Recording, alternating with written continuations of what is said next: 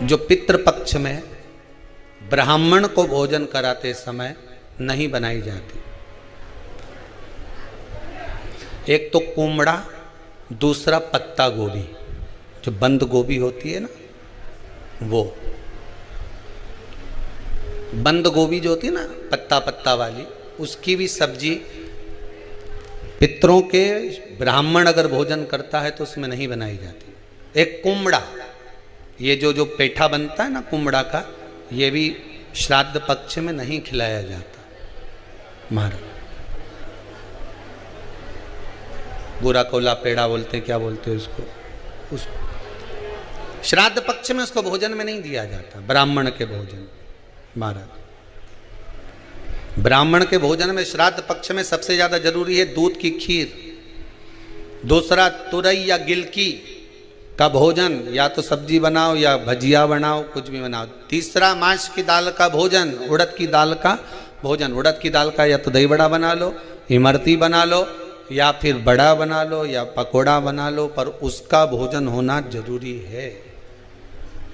3 भाग दूध का भोजन आहूतों के हिस्से में चले जाता है, गिलकी और तुरई का भोजन पितरों के हिस्से में चले जाता है, मांस की दाल का भोजन, उड़द की दाल का भोजन प्रेतों के हिस्से में चले जाता है। इसलिए ये 3 भाग का भोजन ब्राह्मण जब श्राद्ध पक्ष का भोजन करे तो उसमें बनाना जरूरी।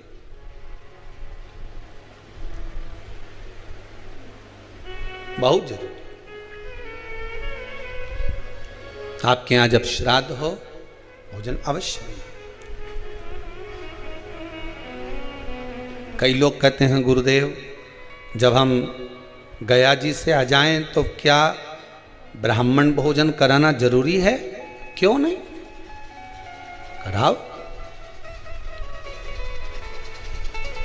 क्यों नहीं करा? क्या गाय की रोटी निकालना जरूरी है? स्वान की रोटी निकालना जरूरी है? कौवे की रोटी निकालना जरूरी है? हम कहते हैं अगर श्राद्ध गया जी का हो गया तो भले कौवे की मत निकालो, पर गाय की, स्वान की, ब्राह्मण जन की भोजन प्रसादी जरूरी।